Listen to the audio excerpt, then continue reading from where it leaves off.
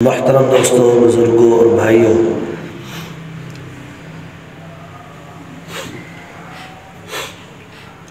مختصر وقت میں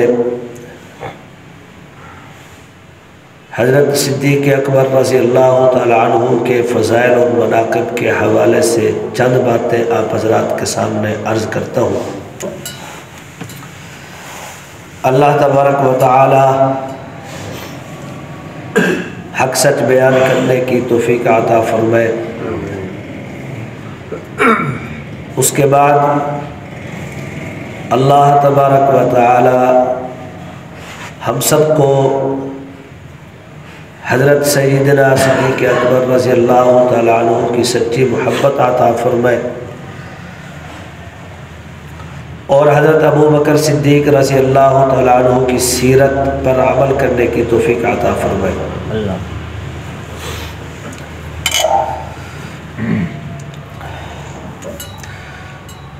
محترم دوستوں، بزرگوں اور بھائیوں، حضرت سیدنا صدیق اکبر رضی اللہ تعالی عنہ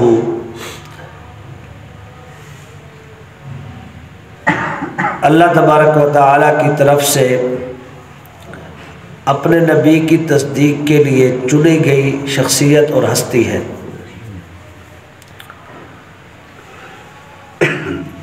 چونکہ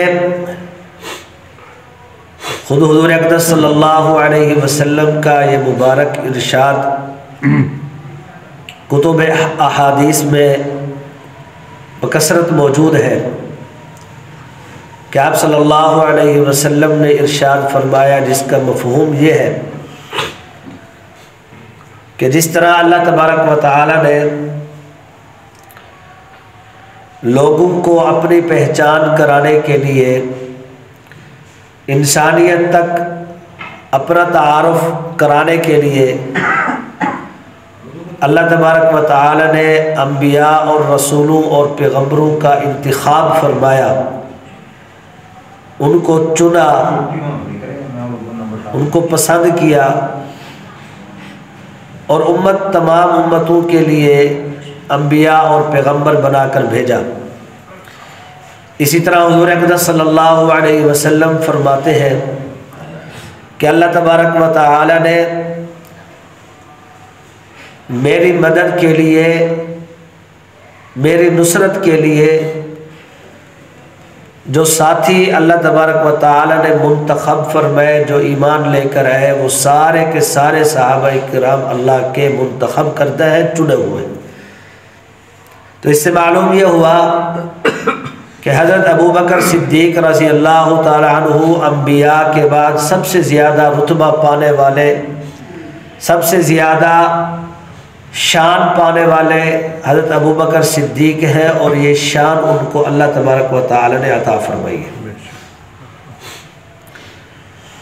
روایات میں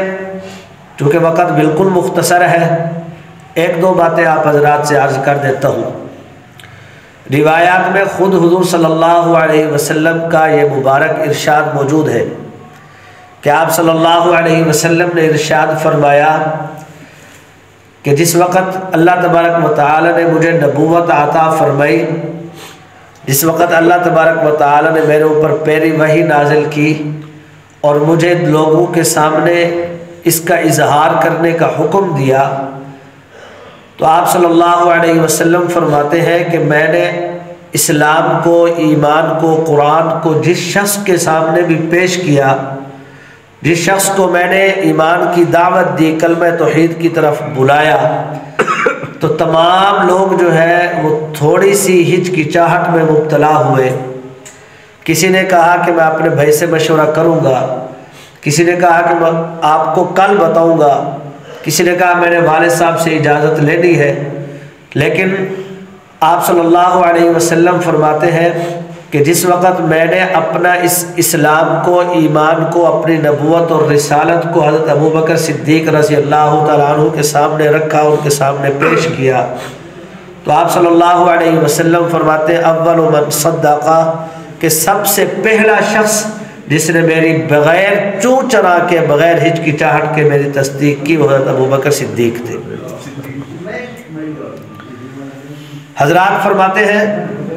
کہ سب سے پہلے ایمان لانے والے آپ صلی اللہ علیہ وسلم کی ذات اقدس پر وہ حضرت ابو بکر صدیق رضی اللہ تعالیٰ عنہ ہے۔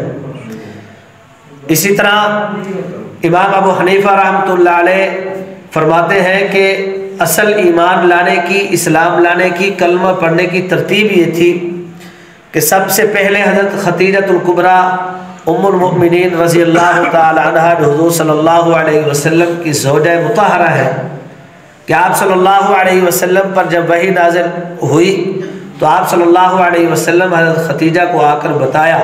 تو سب سے پہلے کلمہ پڑھنے والی حضرت خدیجۃ الکبریٰ رضی اللہ تعالیٰ عنہ ہے۔ اور روایات میں آتا ہے کہ اس کے بعد حضرت علی رضی اللہ تعالیٰ عنہ نے کلمہ پڑھا۔ بعض روایات میں آتا ہے کہ زید بن حارثہ رضی اللہ تعالیٰ عنہ حضور صلی اللہ علیہ وسلم کے غلام تھے، جو حضرت خدیجۃ الکبریٰ کے غلام تھے، حضرت خدیجہ نے آپ صلی اللہ علیہ وسلم کے لیے وقف کر دیا۔ اور چوتھے نمبر پر حضرت ابو بکر صدیق رضی اللہ تعالیٰ عنہ کا تذکرہ آتا ہے۔ لیکن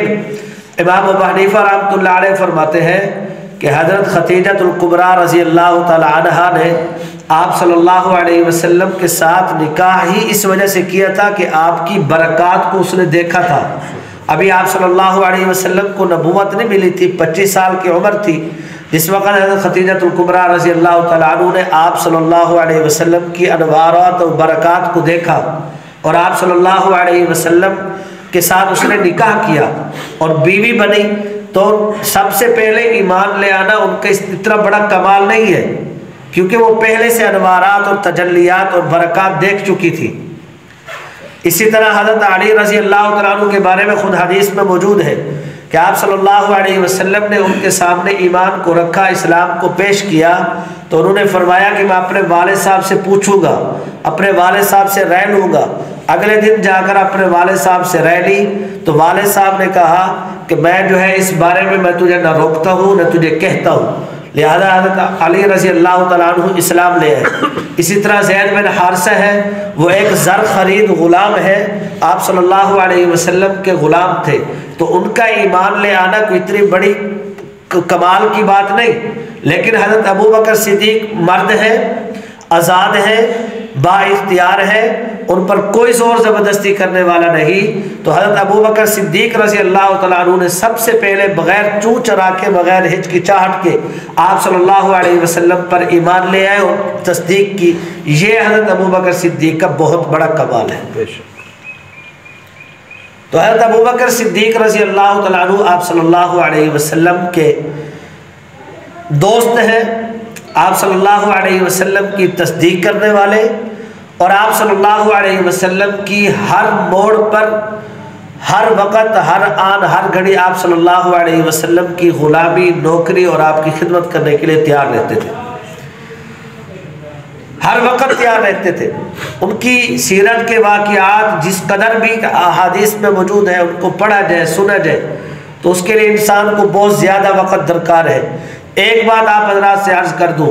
قرآن کریم میں اللہ تبارک و تعالی نے فرمایا ان اکرمکم، توجہ رکھنا، اللہ فرماتے ہیں وجعلناکم شعوبا وقبائل لتعارفوا، اللہ فرماتے ہیں کہ اے انسان، ہم نے تم سب کو ایک مرد ایک عورت سے پیدا کیا، اور پھر ہم نے تمہارے اندر قبیلے بنائے، مختلف قومیں بنائی، مختلف گروہ بنائے، کوئی کس برادری سے ہے، کوئی کس قبیلے سے ہے، کوئی کس خاندان سے ہے۔ اللہ تبارک و تعالیٰ فرماتے ہیں کہ یہ قبیلے، یہ خاندان، یہ برادریاں کیوں ہیں، کس وجہ سے ہے؟ اللہ نے فرمایا ان کا صرف ایک مقصد ہے، لتعارفوا، تاکہ تم آپس میں ایک دوسرے کو پہچان سکو، ایک دوسرے کا تعارف کرا سکو۔ یہ قبیلے، یہ قومیں، یہ برادریاں، یہ کوئی فضیلت کی چیز نہیں ہے کہ انسان اس کے ذریعے فضیلت، انسان کو فضیلت حاصل جو ہو جائے، انسان کو مرتبہ مل جائے، ایسا نہیں ہے۔ کسی کو کسی پر کوئی فضیلت حاصل نہیں ہے، کسی کو کسی پر بھی۔ یہ صرف تعارف کے لیے ہے، پہچان کے لیے ہے کہ فلاں شخص فلاں خاندان سے ہے، فلاں شخص فلاں قبیلے سے ہے، صرف تعارف ہو جائے۔ آج ہمارے ہاں جو ایک نظام ہے کہ میں جی فلاں برادری سے ہوں، میرا فلاں برادری کے ساتھ تعلق ہے، میرا خاندان بڑا اونچا ہے، فلاں جو ہے وہ رذیل ہے، کمینہ ہے، کمی ہے، اسلام اس چیز کی سخت مخالفت کرتا ہے، اسلام اس چیز سے منع کرتا ہے۔ اسلام کہتا ہے کہ کسی کو، قرآن بھی کہتا ہے کہ کسی کو کسی پر کوئی فضیلت حاصل نہیں ہے۔ فضیلت کا معیار برادری، حسب نسب نہیں ہے، ہرگز نہیں ہے۔ اگر حسب نسب اور برادری کی وجہ سے فضیلت ملتی ہوتی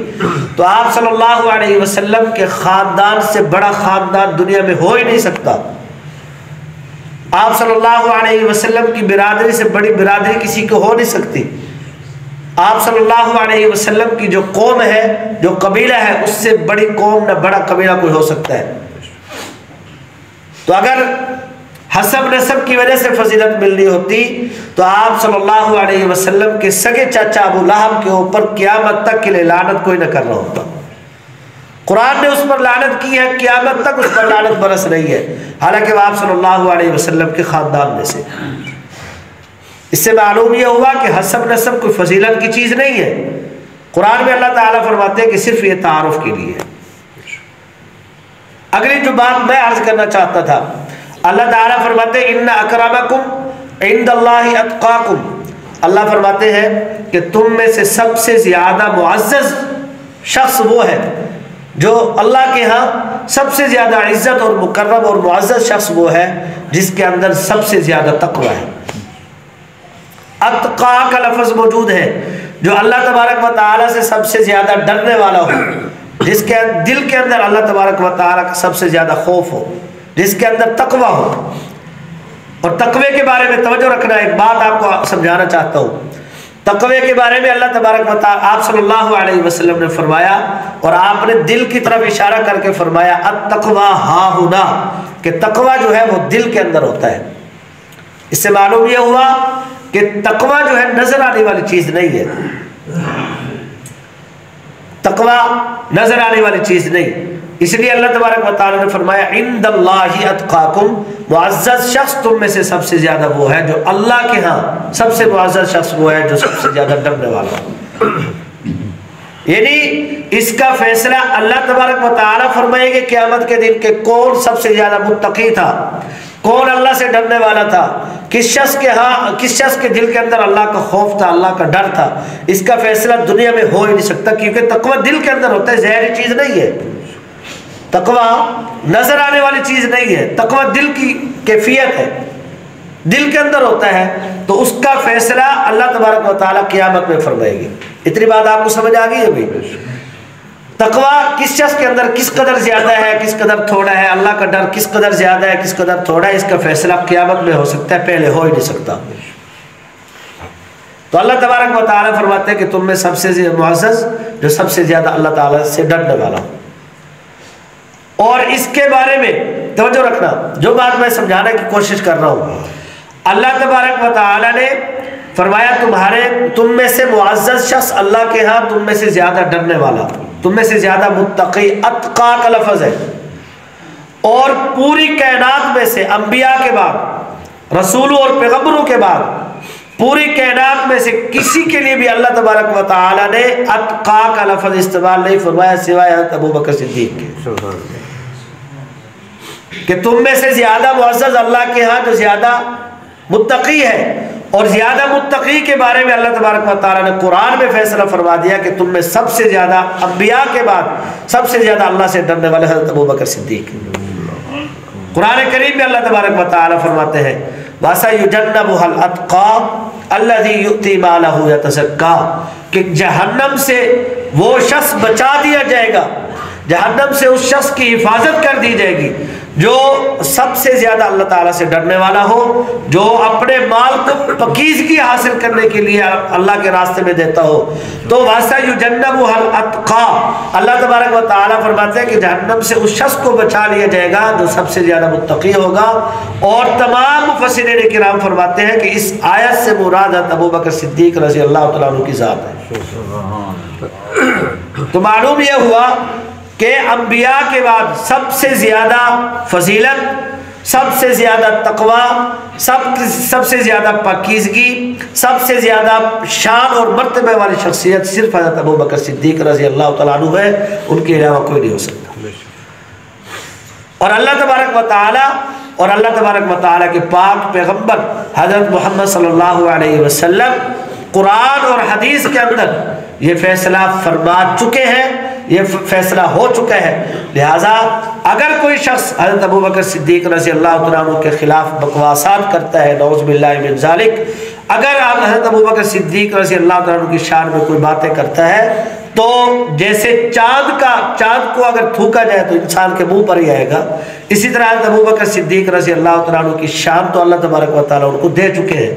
اگر کوئی ان کے خلاف بکواسات کرتا ہے تو اپنی کمینگی کے اضافے کے علاوہ اس کو کچھ نہیں ملنے والا۔ اللہ تبارک و تعالی ہم سب کو حضرت ابوبکر صدیق رضی اللہ تعالیٰ عنہ کے ساتھ سچی محبت عطا فرمائے، ان کے نقش قدم پر چلنے کی توفیق عطا فرمائے۔ وما علینا الا البلاغ۔